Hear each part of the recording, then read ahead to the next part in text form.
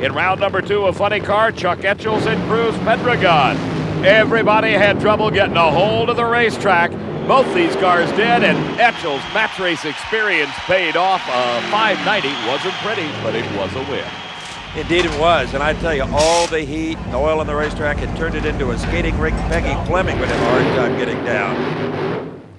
The finals of Funny Car Eliminator. Tom Hoover in his Pioneer Electronics Dodge Daytona was up against the awesome Oldsmobile Cutlass of John Force out of Castrol sponsorship.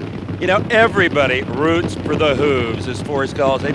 And if Force can't win the race, there's nobody he'd rather see do it than Hoover. It's a good thing he feels that way because the Hooves beat him at 540. I tell you, it was the hardest race of the season so far, the heat here, and a great pleasure. Not what we can say about John. He's a tough competitor. He's a world champion. You didn't make any mistakes. You didn't get greedy. That was it. We were steady, and the guys just said, go with it. Don't beat yourself. If he beats you, fine. Just do your own thing. John may have lost the race, but he continued to win the war in the Winston Chase. Pendragon second, Etchells third, Hoffman, and now Tom Hoover, number 5. Round number 1 in Pro Stock. Ricky Smith in the swoopy-looking Pontiac up against Kurt Johnson. You know the season Johnson's had? Well, mechanical problems set in. He had to shut her down. Ricky Smith won it at 7:38, 187. Then it was Warren Johnson up against Gary Brown. Gary Brown hole-shotted Warren out of the park at 7:33 to a losing 7:28. That set up a final of Ricky Smith versus Frank Iaconio. And this was one of the best races that either one of these drivers have had. Ricky Smith having yet to win a national event title. For Frank Iaconio, it was many a year ago that he graced the winner's circle. It was not to be today at Sonoma. Ricky won it. The miracles happen, I tell you what. Thanks, Southland Fire Extinction, Carolina Drilling, Larry Teterow, Matthew Smith, my wife, my kids. And a great clean race, identical reaction times. He had a little tire shake. God knows I needed to win the race. Thank you, Steve. I'm tired. Bobby Maston, Winston. We finally done it, boys. We finally done it. Needless to say, it was an emotional moment for Ricky Smith. The lead remained with Warren Johnson. Scott Jeffrey on was second. Kurt was third, followed by Larry and Bob, the top 5 in the Winston Points chase after Sonoma. We left the heat behind in the Bay Area and headed for Jet City. Seattle International Raceway, Kent, Washington, the Jolly Rancher Candies Nationals.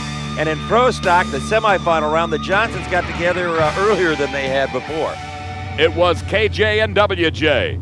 The Long Island Dragway car of Kurt Johnson was in the near lane. That's Gary Chameri's car. The GM Performance Parts Oldsmobile of Warren Johnson in the far lane, but under the hoods of those Cutlasses, Johnson Motors.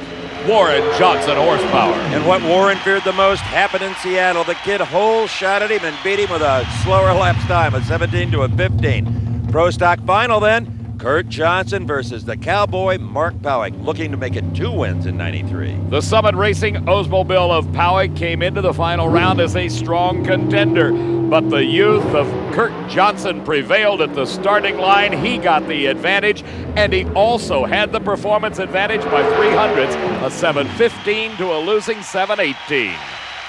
We stood here, in the beginning of January. It was my first round win, and you were standing here, and look at this, 6 months later. Put 4 of them together in a row. 6 months later, and it was Kurt's first ever national event win. Here's what it looked like against Mark Powick, and Powick knew that he had been soundly defeated. The victory by Kurt moved him into second behind his dad. Scott Jeffrey on bump to third. Again, Morgan and Clinton fourth and fifth. Seattle International Raceway, one of the first tracks that paid John Force money to come and race, and that was a long time ago. But after all the victories of 93, we asked him, are you still possessed with Pendragon? Let it go.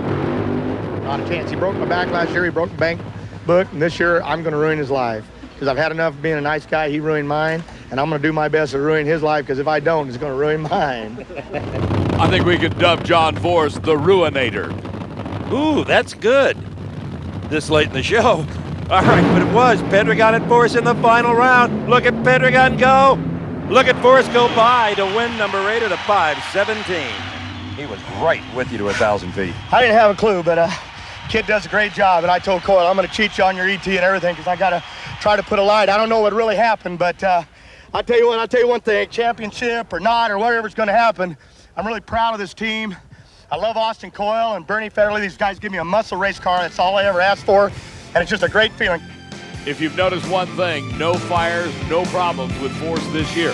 Look at the lead he had after the race at Seattle. It's a good thing Eddie Hill came in here with a big top fuel points lead because he and Ursi will erase the Seattle experience from their memory bank. This was round number 1. All that raw fuel, so typical of a yellow car. Up against Doug Herbert. Hill overpowers the racetrack. Herbert whips him with a 496 at 290. Eddie and Ursi couldn't help wondering, had they opened the door for Bernstein? That question was answered in round number 2 when KB came up against Rance McDaniel. McDaniel has been the plague of many a top racer throughout this entire 1993 season, and he did it again. And Bernstein was gone. Well, Kenny, there's no pleasant way to lose in this sport, but via the hole shot is one of the toughest ways on a driver, anyway. Red light's tougher than that. At least you got a chance when you're late. It's one of those days, hey, you know, best we can do. That's all we got. Bernstein had the quicker elapsed time, but could not overcome McDaniel's starting line advantage. Then McDaniel met up with Corey McClenathan, and his kid-like reaction times were just flat out muscled by Jimmy Prock Power, even though they blew it up about 10 feet past the finish line. 488, 281 miles an hour for Corey. Big hole in the block. That means for sure an engine change. In the finals, it was Tommy Johnson Jr. in the Mopar Express Lube car and Corey McClenathan. After all the work between rounds, Jimmy Prock, his crew chief, checked things over at the start, found it to be good, but Corey Mack was just a hair too quick pulling the trigger. He red-lighted. Tommy Johnson Jr. won his first ever title. We were in trouble big time. He was pulling away, and I just said, boy, I hope something happens. All of a sudden, poof, he blew up, and we drove by. It was great. He had red-lighted to boot. He red-lighted. Oh, I thought he got out on me. I thought I was in trouble. Kenny Bernstein unable to take advantage of Eddie Hill's first round loss. They're followed by Coletta, Dunn, and Joe Amato, the defending champ, now number 5. And a long tow from Seattle to the next stop on our traveling acceleration show, Brainerd International Raceway, the Champion Auto Stores Nationals in the land of 10,000 people named Peterson. And lakes as well. And in Top Fuel Eliminator, it was Corey McClenathan and Kenny Bernstein squaring off in round number 2. Now watch this closely. The Corey Mack start happens very, very quickly. The supercharger explodes, tries to take his head off, does blow a tire and take the wing off. This is out of control. I mean, this is my 3rd car this year, and it's just one of those things. I mean, this is part of the sport, you know.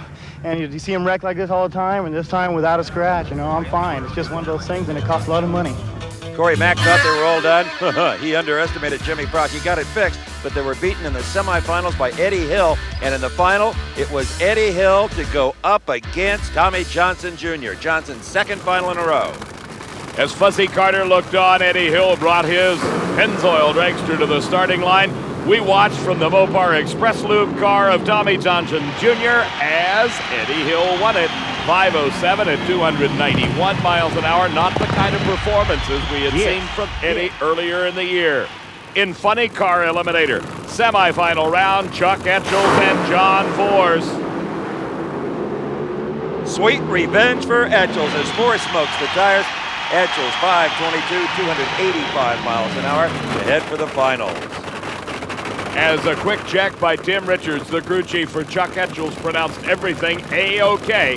He brought the Dodge to the starting line against the Oldsmobile of Cruz Pedregon. The Golden Arches McDonald's machine, not quite enough. Etchels a 5:29.